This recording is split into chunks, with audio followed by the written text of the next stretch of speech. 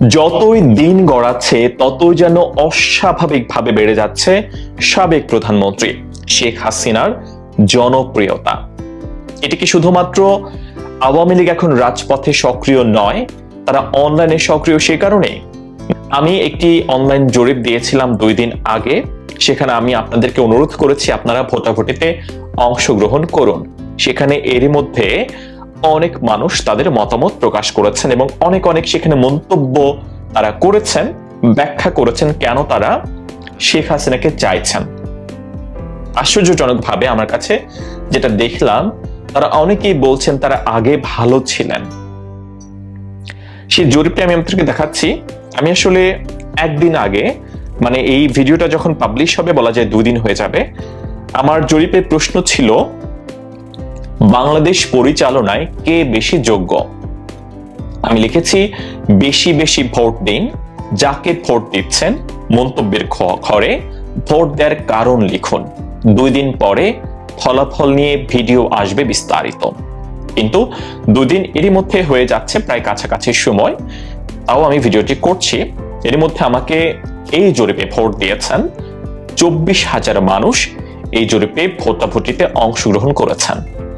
আমার এই ভোটাভুটিতে বা জরিপে অপশন ছিল 3টে অপশন। আমি কেন দিয়েছি? বাংলাদেশের রাষ্ট্র পরিচালনায় আছেন বলা যায় অ্যাক্টিভ বা পরিচিত 3 জন জীবিত রয়েছেন যারা অ্যাক্টিভ। এর আগে যারা ছিলেন মোটা দাগে আমি শেখ মুজিবুর রহমান বঙ্গবন্ধু তার কথা বলছি, জিয়াউর রহমান সাবেক রাষ্ট্রপতি তার কথা বলছি, এরশাদ সাহেব হোসেন মোহাম্মদ এরশাদ সাবেক রাষ্ট্রপতি তার কথা বলছি। তাদের 3 জনকে আমি রাখিনি, তারা এখন নেই। যে 3 জন এখন বেঁচে আছেন, আমার অপশন ছিল শেখ হাসিনা, বেগম খালেদা জিয়া এবং ডক্টর মোহাম্মদ ইউনূস সাহেব। এই 3 জন ছিলেন আমার অপশন। এর মধ্যে আশ্চর্যজনকভাবে এবং অস্বাভাবিকভাবে সবাইকে ছাড়িয়ে অনেক বেশি পরিমাণে এগিয়ে শেখ হাসিনা। 24,000 মানুষের মধ্যে 86% মানুষ মনে করেন বাংলাদেশ পরিচালনায় বেশি যোগ্য শেখ হাসিনা। মাত্র 6% মানুষ সাবেক প্রধানমন্ত্রী বেগম খালেদা জিয়ার উপরে আস্থা রেখেছেন। আর মাত্র 8% মানুষ বর্তমানে অন্তর্বর্তীকালীন সরকারের প্রধান উপদেষ্টা, শান্তিতে নোবেল বিজয়ী অর্থনীতিবিদ ডক্টর মোহাম্মদ ইউনূস সাহেবের প্রতি আস্থা প্রকাশ করেছেন। এবং আমি আগেই বলেছি এই জরিপে অংশ নিয়েছেন 24,000 মানুষ। তার মধ্যে 86% মানুষ তারা শেখ হাসিনাকে বেশি যোগ্য মনে করছেন। এর মধ্যে 2200 মন্তব্য এসেছে, 2200 মন্তব্য, অনেক মন্তব্য। এত মন্তব্য নিশ্চিতভাবেই পড়া সম্ভব নয়।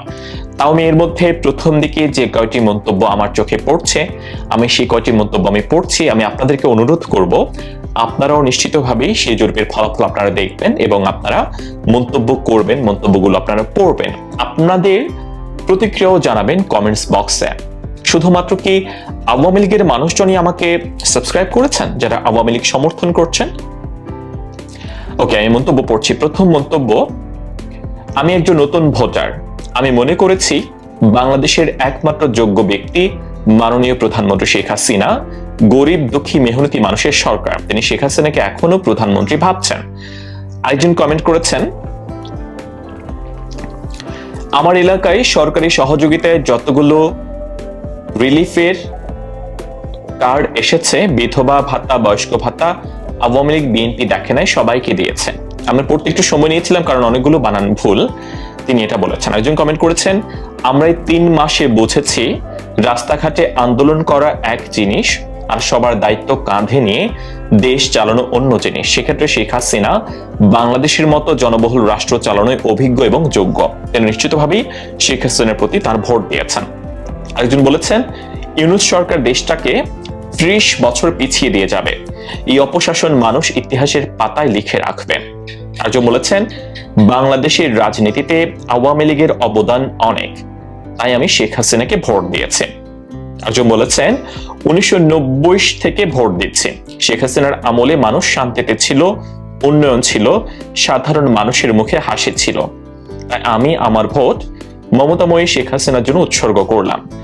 আরেকজন বলেছেন, আমরা খালেদা জিয়ার দেশ পরিচালনা 91-এও দেখেছি, 2001-এও দেখেছি, সেনা শাসনে দেখেছে, আর শেখ হাসিনা দেশ পরিচালনাও দেখেছে। শেখ হাসিনার বিকল্প বাংলাদেশের কেউ নেই। আরেকজন বলেছেন, জুলাই আন্দোলনে গিয়ে নিজের জীবনে সবচেয়ে বেশি ভুল করেছে। এতদিন আসলে বুঝতে পারিনি বাংলাদেশ রাষ্ট্র পরিচালনার জন্য শেখ হাসিনার বিকল্প নেই। এই মুহূর্তে আমরা অনেক ঝুঁকিপূর্ণ অবস্থায় আছি। ঠিকমতো চলাফেরা করতে পারি না, বাজার করতে পারি না, আইন শৃঙ্খলা ঠিক নেই। উনি শেষের দিকে যে 3টা পয়েন্ট বলেছেন, চলাফেরা করতে পারছেন না, বাজার করতে পারছেন না, আইন শৃঙ্খলা ঠিক নেই, এই 3টা বিষয়কে এখন বর্তমান অন্তর্বর্তীকালীন সরকারকে প্রধানতম গুরুত্ব নিয়ে দেখতে হবে।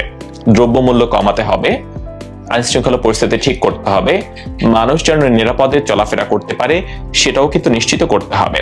আরেকটা কমেন্ট পড়ছি, শেখ হাসিনার আমলে সাধারণ মানুষ সুখে শান্তিতে ছিল, আইন শৃঙ্খলা ভালো অবস্থানে ছিল, উনি দেশকে খুব ভালোবাসেন। কিছু কিছু ক্ষেত্রে মানুষ শুধুমাত্র ভোটটা হয়তো সঠিকভাবে দিতে পারে নাই, কিন্তু আর সব ক্ষেত্রে শান্তি ছিল।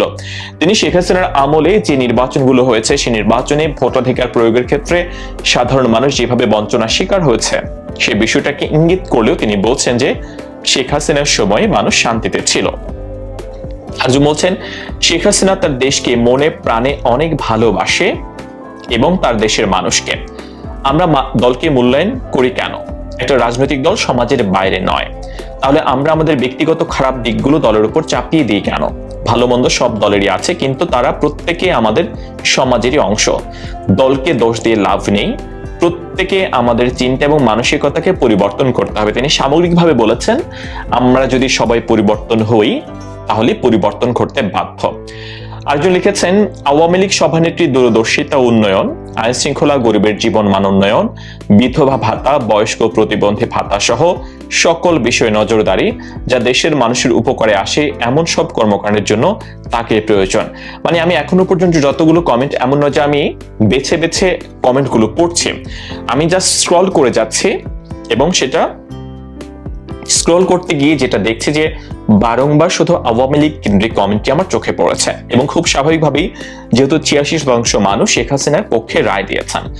আরেকজন লিখেছেন, আমাদের এলাকায় বিধবা কার্ড দিয়েছে আওয়ামী লীগ সরকার, বয়স্ক ভাতা কার্ড দিয়েছে আওয়ামী লীগ সরকার, যার পানির কল ছিল না তাকে পানির কল দিয়েছে, অনেক মানুষকে সেলাই করার মেশিন দিয়েছে, অনেক মানুষকে গরু দিয়েছে, যার জায়গা ছিল না তার জায়গা সহকারে ঘর বানিয়ে দিয়েছে, যার জায়গা ছিল ঘর নেই তাকে ঘর বানিয়ে দিয়েছে আওয়ামী লীগ সরকার, শেখ হাসিনা সরকার। এমনকি আমরা একটু সচ্ছল ফ্যামিলির মানুষ, তারপরে আমরা কৃষিকাজে অন্তর্ভুক্ত, আমাদেরকে সার, কীটনাশক, বিশেষ সুবিধা সবকিছু দিয়েছে শেখ হাসিনা সরকার।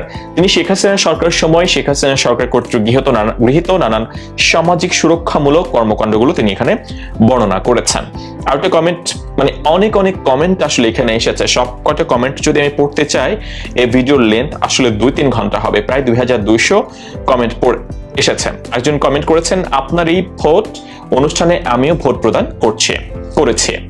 আমি আমার এই অল্প বয়সে বিএনপি শাসনামল দেখেছি, আওয়ামী লীগের শাসনামল দেখেছি, সাবেক তত্ত্বাবধায়ক সরকারের শাসনামল দেখেছি, এখন চলমান অন্তর্বর্তীকালীন সরকারের কার্যক্রম দেখছি। আমার দৃষ্টিতে বর্তমান অন্তর্বর্তীকালীন সরকারের কর্মদক্ষতা, দেশ পরিচালনা করার অভিজ্ঞতা ও কূটনৈতিক দক্ষতা খুবই নগণ্য। রাজনৈতিক সরকারের শাসনামল দুইটার মধ্যে আওয়ামী লীগের শাসনামল তুলনামূলক বেশি গ্রহণযোগ্যতার পরিচয় স্থাপন করেছে। আপনার এই ভোট অনুষ্ঠানের একজন নতুন ভোটার হিসেবে আমি আমার ভোট আওয়ামী লীগকে দিয়েছে।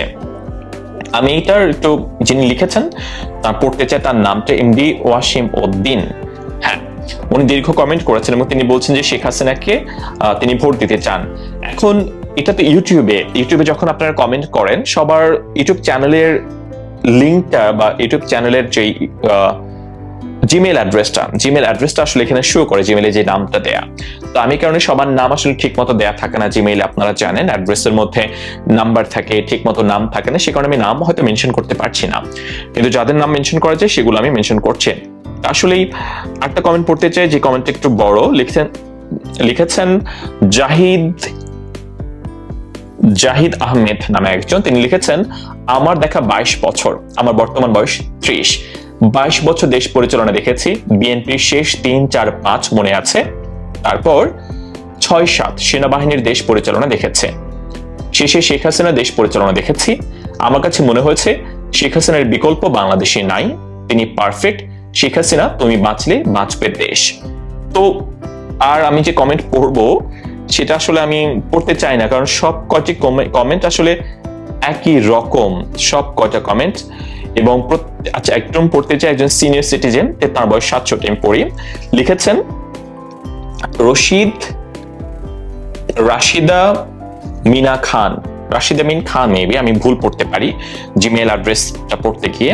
তিনি লিখেছেন আমার বয়স 67, আমি 71-এর যুদ্ধ দেখেছি। কি অবস্থায় দিনগুলো পার করেছে শুধু আমরা জানি। আমরা সাধারণ মানুষ কখনোই কোনো সুবিধা কোনো সরকারের আমলে নেইনি, তবে চেয়েছি যেন বাংলাদেশের মানুষ হিসেবে গর্ব করতে। বিদেশের মাটিতে যখন পাকিস্তানিরা ও আফগানিরা ও শ্রীলঙ্কানরা বলতো তোমাদের শেখ হাসিনা তো দেশকে এত সুন্দর ও সমৃদ্ধ করছে, তখন গর্ভে বুকে একটা শান্তি পেতাম। আর এখন কি হয়ে গেল দেশটা? এখন বাংলাদেশ পরিচয় দিতে লজ্জা পাই, মাথা নত করে বলি। তখন ওরা বলে তোমার দেশ তো এখন খুবই খারাপ অবস্থা। ভাই, বাংলাদেশে গিয়েছিলাম জানুয়ারিতে, তখন একজন সিএনজি চালক বলেছিল 3-4 মাস পরে দেখবেন দেশে কি হয়। এখন মিলিয়ে দেখি এটা অনেক দিনের প্ল্যান ছিল। আপনারা যারা লাল দল ছিলেন তারাও এখন চোখে লাল দেখছেন। You people did a good job done. আমার মনে হয় তিনি দেশের বাইরে থাকেন, সিনিয়র সিটিজেন, তিনি মুক্তিযোদ্ধা ছিলেন এবং তিনি তার ভাবাবেগ প্রকাশ করেছেন। আমি এই ভিডিওতে আমি আসলে নিজের কোনো মন্তব্য দিতে চাই না। আমি একটু অবাক আসলে, কারণ অনেক আগে, 3 মাস আগে শেখ হাসিনা সরকারের পতনের পরে তখনও আমি জরিপ চালিয়েছিলাম। তখনও আমার জরিপে আমি দেখেছি শেখ হাসিনা বা আওয়ামী লীগ পেত মাত্র 5% মানুষের ভোট। 3 মাস পরে সেটা কিভাবে শেখ হাসিনার পক্ষে বা আওয়ামী লীগের পক্ষে সেটা কিভাবে 86% পৌঁছায়, এটা আমাকে খুব অবাক করেছে। আপনাদের প্রতিক্রিয়া জানতে চাই কমেন্টস বক্সে। অনেক গণহত্যার দায়ে সাবেক প্রধানমন্ত্রী শেখ হাসিনার ফাঁসি নয়, বরং ফাঁসি হবে অন্তর্বর্তীকালীন সরকারের প্রধান উপদেষ্টা ডক্টর মোহাম্মদ ইউনূস এবং তার সমন্বয়কদের, যারা সরকারে রয়েছেন বা সমন্বয়কদের। আমার কথা নয়, এমনটা বলেছেন সাবেক প্রধানমন্ত্রী শেখ হাসিনা। তিনি ভারতে রয়েছেন, আপনারা জানেন। 5 আগস্ট তার সরকারের পতনের পর আমরা দেখেছি নিয়মিত বিরতিতেই সাবেক প্রধানমন্ত্রী শেখ হাসিনার কল রেকর্ড ফাঁস হচ্ছে। যে রেকর্ডগুলো ফাঁস হচ্ছে সেগুলো আসলে তিনি যে কোনো গুরুত্বপূর্ণ আওয়ামী লীগের নেতাদের সঙ্গে কথা বলছেন ব্যাপারটা তা নয়। একেবারে বলা যায় তৃণমূলের নেতা কর্মীদের সঙ্গে তিনি কথা বলছেন। সেই কল রেকর্ডগুলো সোশ্যাল প্ল্যাটফর্মে চলে আসছে।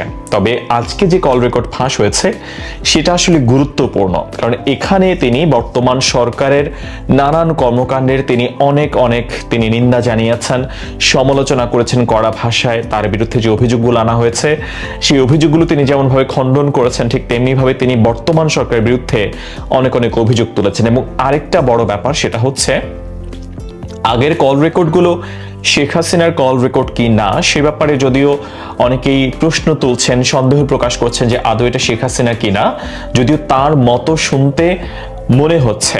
এবং আমরা জানি যে ভারত সরকারও এই কল রেকর্ডগুলো যে শেখ হাসিনার কি না, হ্যাঁ বা না, কোনো কিছুই তারা জানায়নি। তবে এবারের কল রেকর্ডে শেখ হাসিনা নিজেই কিন্তু বলছেন যে আমার কল বা আমার কথা তোমরা রেকর্ড করতে পারো, তার নেতাকর্মীদেরকে তিনি বলছেন, এবং এগুলো তোমরা সোশ্যাল প্ল্যাটফর্মে ছেড়ে দিতে পারো, আমার কোনো আপত্তি নাই। এটা শেখ হাসিনা নিজে বলছেন তার নেতাকর্মীদেরকে।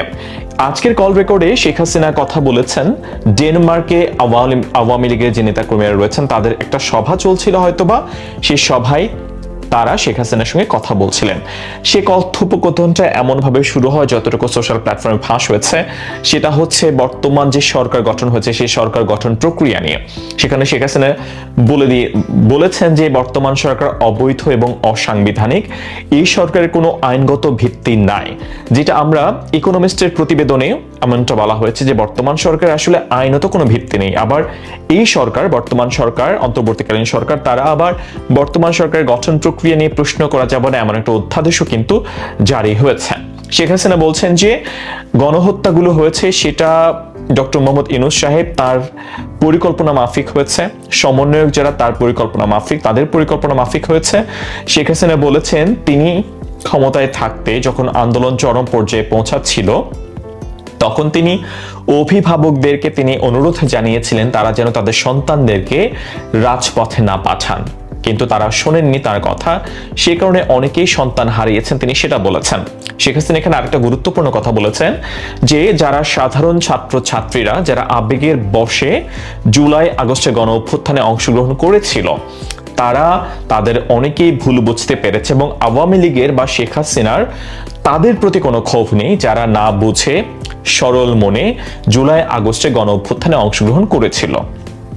এগুলো বলেছেন শেখ হাসিনা। সেই সাথে শেখ হাসিনা আরো বেশ কিছু কথা বলেছেন যে বিধবা ভাতা, বয়স্ক ভাতা, সামাজিক সুরক্ষামূলক সরকার যে ভাতাগুলো রয়েছে সেগুলো কেন বন্ধ করে দেওয়া হয়েছে, সেই টাকাগুলো কোথায় যাচ্ছে।